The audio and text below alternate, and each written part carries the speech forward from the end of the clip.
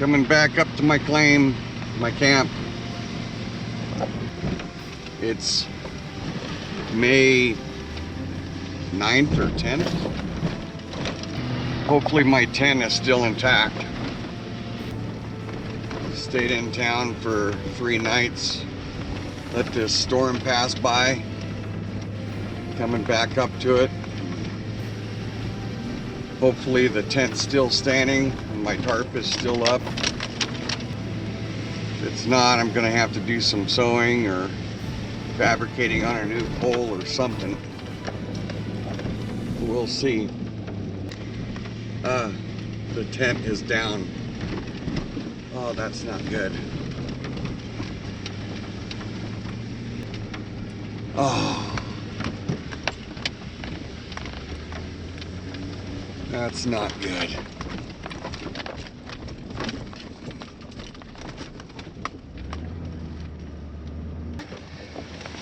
I think the pole probably gave way.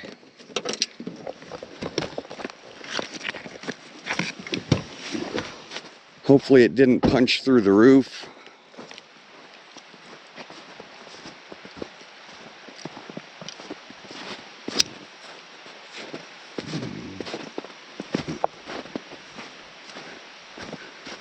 That's all it is.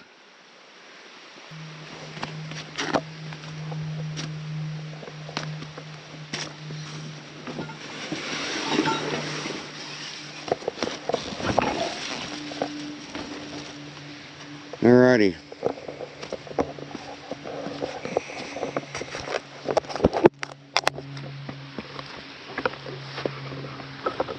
Try to get inside and see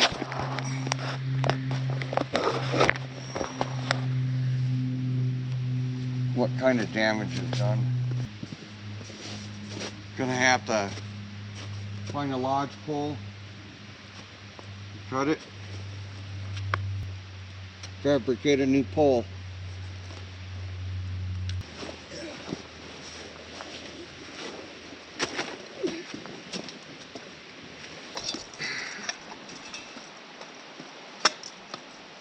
Good thing I'm not sleeping in this tent right now.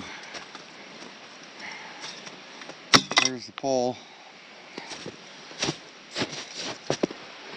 Wonder if that tree will work. That might work. Okay.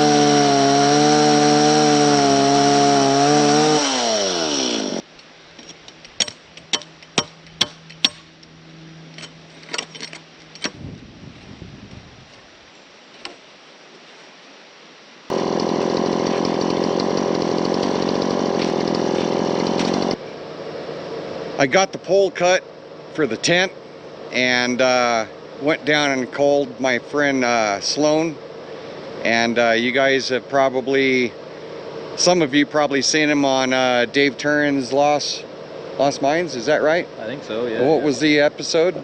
Season 4, episode 14. Season 4, episode 14. Was it, Cowboys and Dreamers or something, I yep, think? something like that. So I had him come up and help me out with the pole, because with the tent being soaking wet, when I got to the tent, it was basically it was down. The pole collapsed in the middle, folded up. A little bit of a pancake. Yeah, and it was basically like a swimming pool that was holding water on. So I had to lift the tent up and go inside and keep lifting it up to get the water off of the roof. And with cutting the new pole, with it being wood and thicker, I needed help getting that pole up because the canvas was wet and heavy. So I called Sloan and he came up and we got it put up. And so take you in and show you the new pole. And it's messy in there because it's been raining a lot here and tracking dirt in. And then with this storm that hit us the last couple days, it knocked everything, a lot of stuff over. And yeah, there's water all in through here. Yeah, it's a mess. It knocks stuff over. But there's the new pole. Definitely sturdy. There ain't no snow or anything that's gonna collapse that thing. Yeah, this is going to be a lot better than what was provided with this tent from Elk Mountain Tents. This tent's been through 70-mile-an-hour winds. And I'll be able to put hooks on here too. Absolutely. Hang clothing and pack and stuff. But when I first got to this campsite here, I put the pole up and saw on the outside that the stitching, you can see a seam right there, and on the outside that stitching separated, and my pole was about to go through the roof. So I had to pull the pole out and sew it up. I had to pull out my sewing kit and sew it up really sturdy, cut some more canvas, and cut it in a circle pattern, cut a slit in it, put some seam sealer on there, and patch it up in place, and it's holding pretty darn good now. Made it Montana proof. Yeah, Montana proof. And we got hit with this.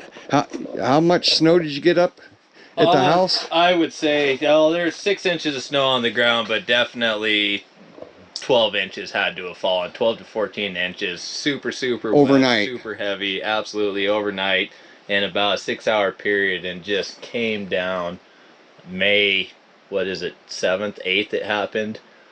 Typical for Montana in the springtime. Like Reese said, it's few and far between to find a tent that can actually hold up to it. Definitely elite needs a little Gold Seeger fabrication to make it right. Yeah. Make it sturdy. I couldn't get up to my claim to where I have a lot of lodgepole, because there's more snow up there now and I can't get over the top of the divide. So I looked around here, and like a neon sign all lit up, I looked over on the tailing pile and there was this one tree, dead tree, that was standing there, and I'm like, that's about the right thickness, and that's the right height. So screaming, pick me. pick me. So this is my new pole. Got it peeled and got it sanded down. No limb sticking out, catching anything to rip any tent material, or so. Yeah, it's gonna work out just fine. 10 feet. So this tent's 10 feet tall. Yeah. No knobs to catch your ear on. Turn you into Evander Holyfield. Oh, yeah. Mike Tyson got a hold of him. Yeah. So I left some of that inner bark on because I didn't want to spend a lot of time peeling all of it off. And actually, with some of that on there left like that, I think it adds kind of a pretty good character to it.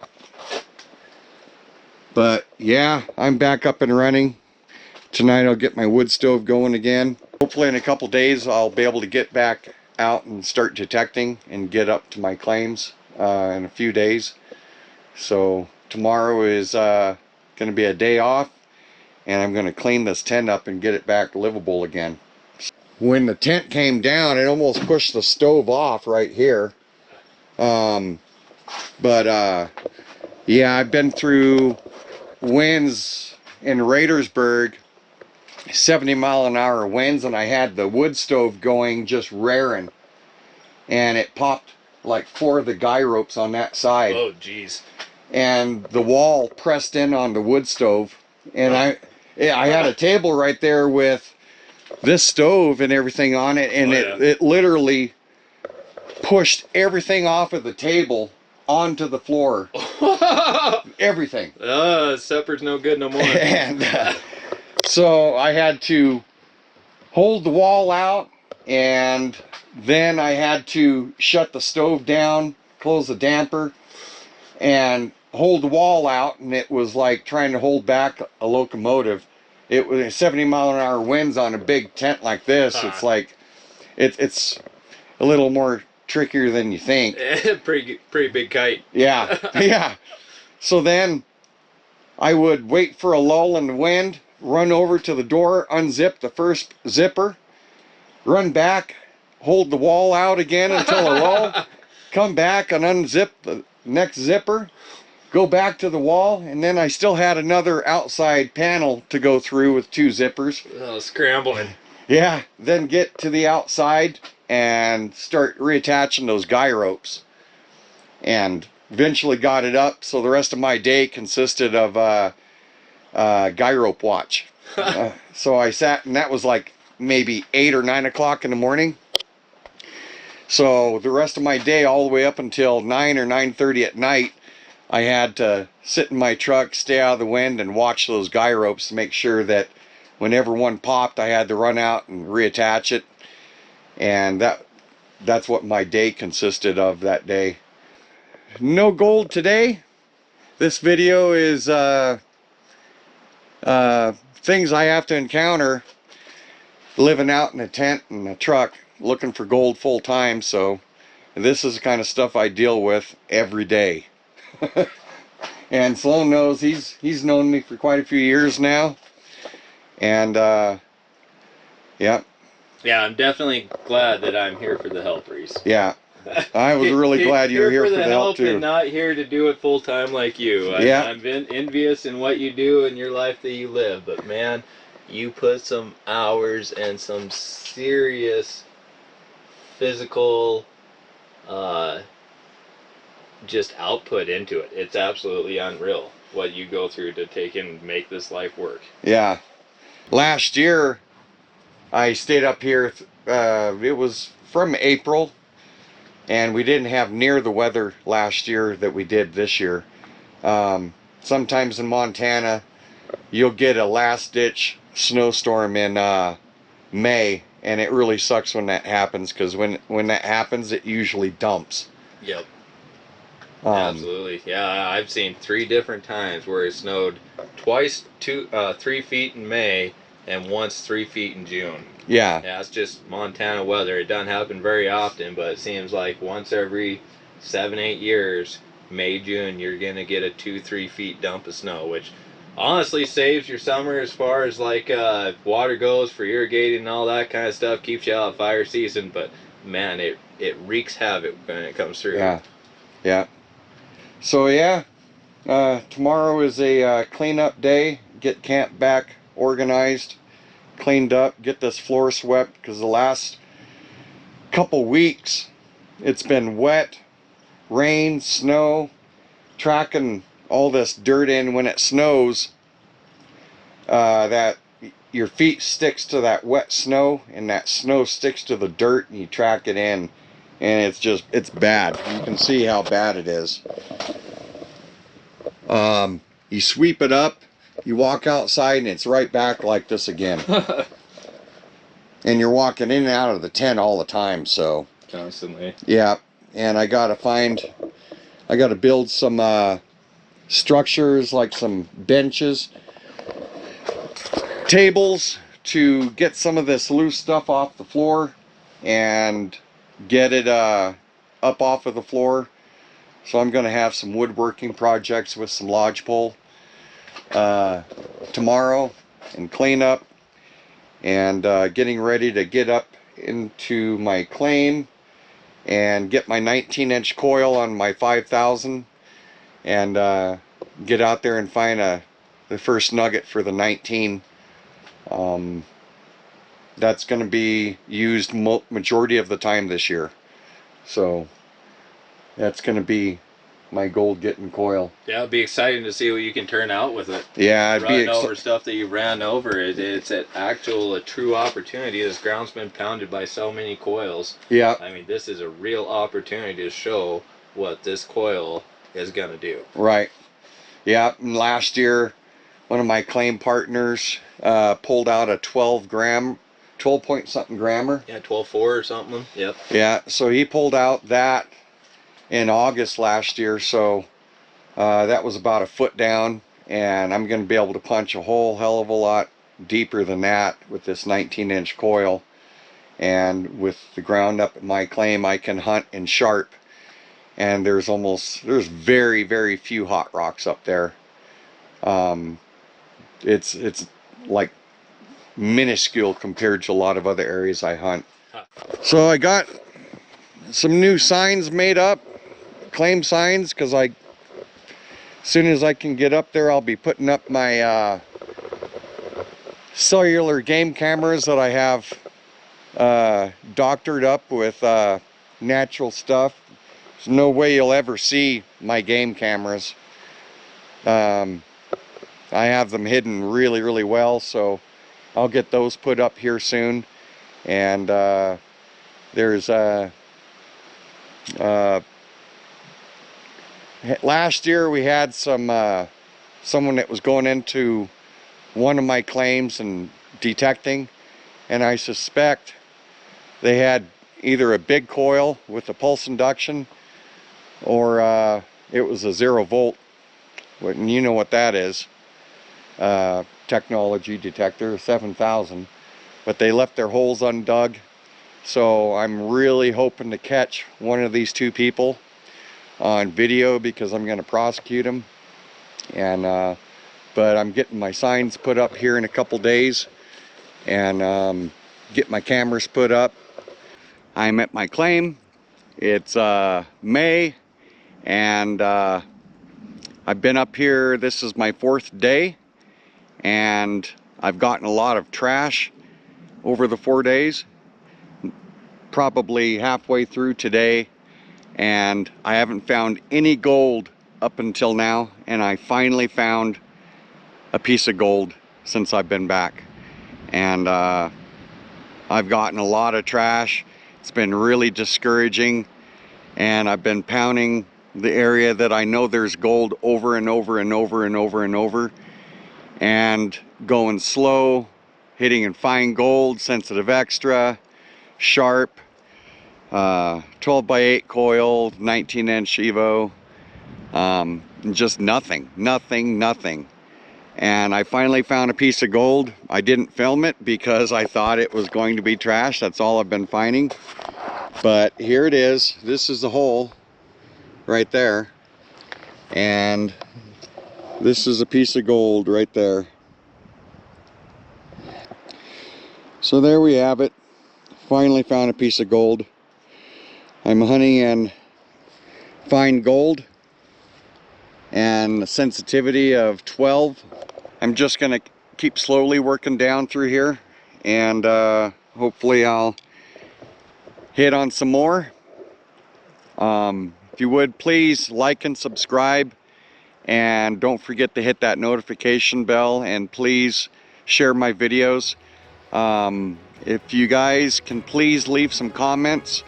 I have a feeling that YouTube is not allowing a lot of comments to get through. I don't know what is up with that. But my comments have dropped off drastically, like probably 70%. So I have a feeling I'm being messed with it. So please share my videos and like and subscribe, and we'll get back with you.